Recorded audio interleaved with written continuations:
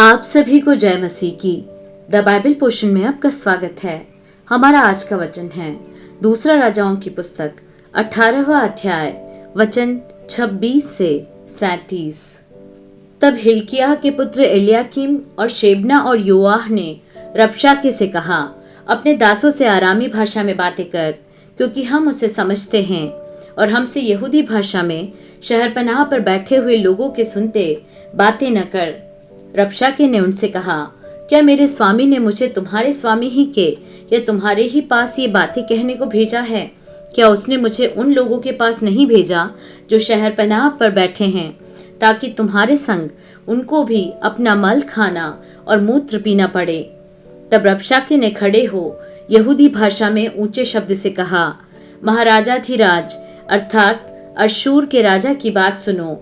राजा यूं कहता है, हिजकिय्याह तुमको धोखा देने न पाए, क्योंकि वह तुम्हें मेरे हाथ से बचा न सकेगा, और वह तुमसे यह कहकर यहोवा पर भरोसा कराने न पाए कि यहोवा निश्चय हमको बचाएगा और यह नगर अश्शूर के राजा के वश में न पड़ेगा।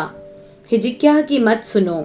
अश्शूर का राजा कहता है कि भेंट भेजकर मुझे प्रसन्न करो और मेरे पास निकल आओ, और प्रत्येक अपनी अपनी दाखलता और अंजीर के वृक्ष के फल खाता और अपने अपने कुंड का पानी पीता रहे।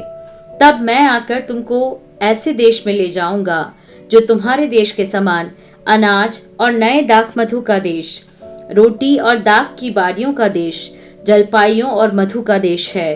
वहां तुम मरोगे नहीं, जीवित रहोगे। तो जब हिजकिय्याह यह कहकर तुमको बहकाए कि यहोवा हमको बचाएगा, तब उसकी न सुनना।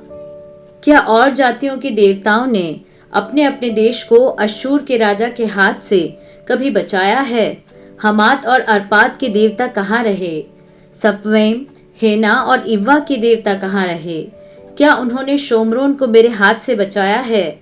देश देश के सब देवताओं में से ऐसा कौन है जिसने अपने देश को मेरे हाथ से बचाया हो? फिर क्या यहोवा यरूशलेम को मेरे हाथ से बचाएगा? परंतु सब लोग चुप रहे और उसके उत्तर में एक बात भी न कही, क्योंकि राजा की ऐसी आज्ञा थी कि उसको उत्तर न देना।